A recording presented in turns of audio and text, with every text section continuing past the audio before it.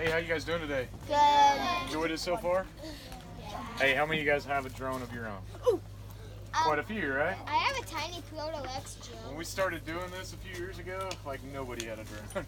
Or maybe there was one that's like got one and everybody was wanting them for Christmas that year. But nowadays, all you guys have been around them and have them, and they can be a lot of fun, right? Yeah. And they come in all shapes and sizes, right? Yeah. From these like little bitty ones that, I mean, they're more like a toy that's like, I don't know, probably fly for about 5 minutes maybe. You can do some stunts, flips, and some of that stuff, right? Pretty harmless. Some of these do have like some cameras on them, but they're, nothing special. So moving up a little bit to a little bit bigger drone. These will actually cost about $1,000 for one of these. They fly a lot longer, really. I mean, like this one will fly 25 to 30 minutes on one battery. They have cameras and sensors already built on them. You can add extra cameras and some of that as well to do other stuff. But talking about the sensors a little bit, is these have like collision detection sensors, so they avoid other objects. And some of the stuff too is they have sensors on the bottom, so when they land and things like that as well. But with those sensors in the drone, I can actually have it follow me. So if I'm like taking a hike, for instance, I can actually have it follow me on my hike and record either, record me on my hike or record what I'm seeing kind of in front of me and some of that. So I got that as a memory or whatever to go back and, view the video or look at the pictures.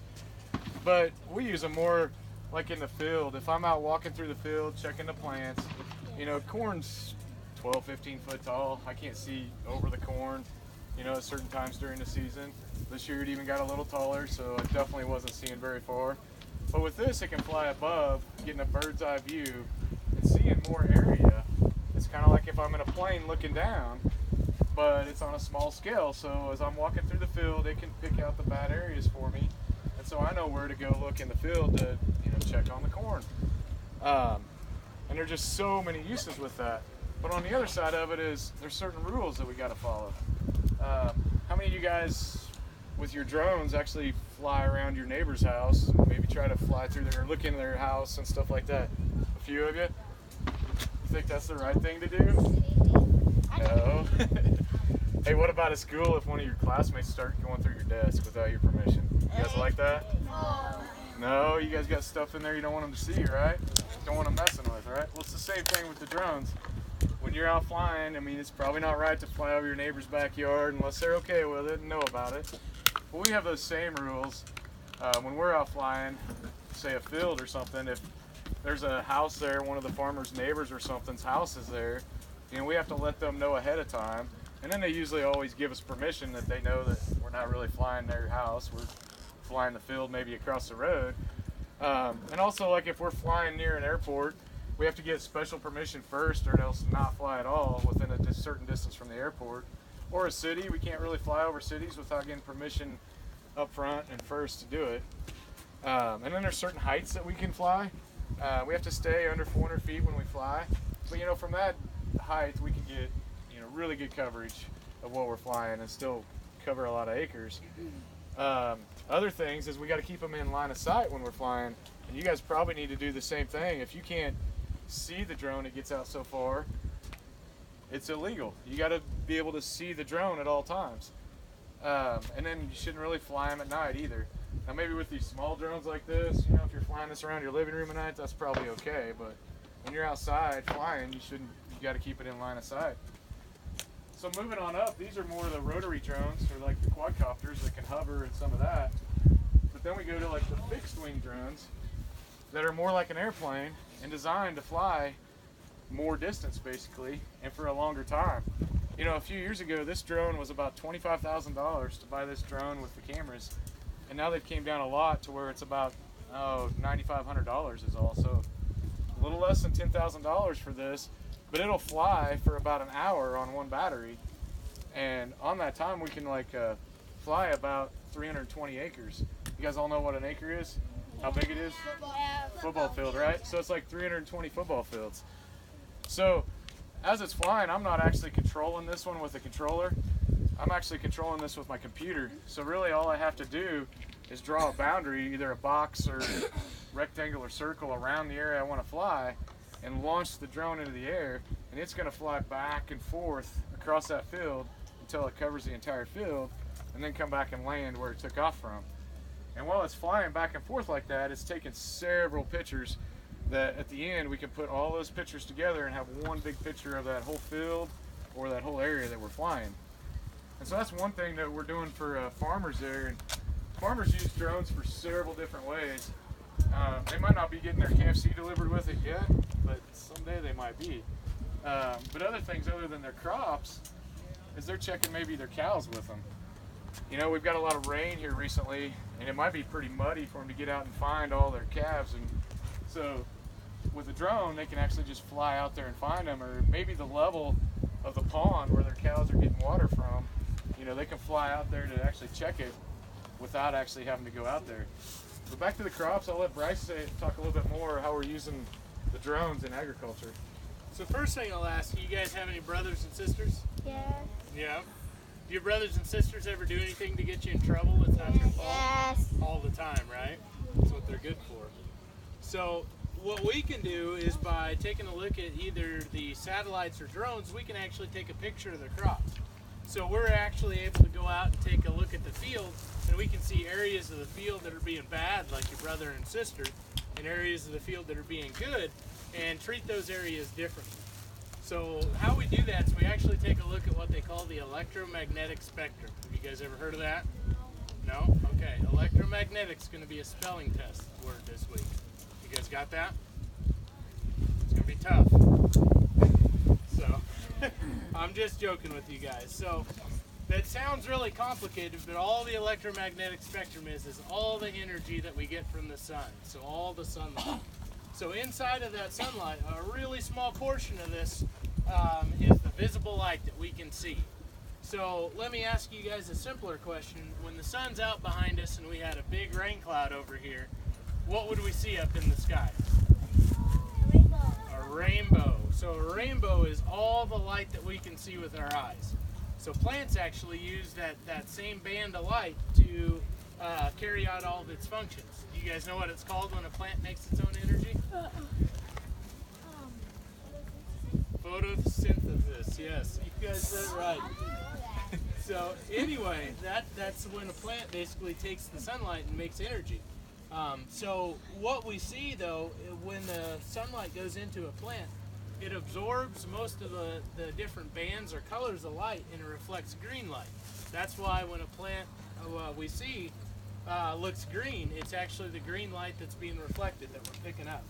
So by using that same principle, we can go out and we can look at the different types of light that are being reflected by each leaf or each area in the field, and we can see if that area is healthy.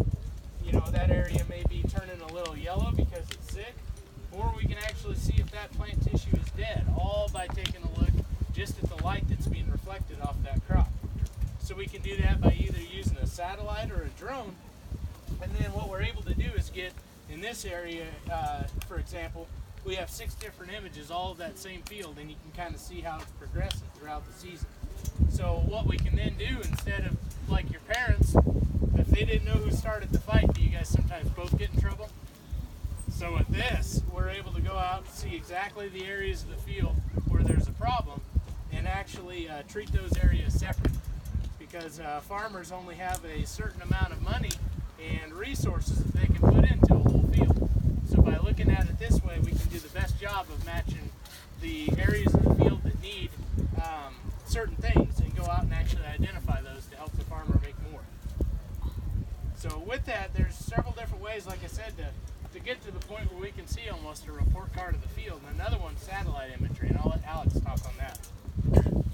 Okay, so you guys all know what a satellite is, but when you think of one, you think of something that's really big, right?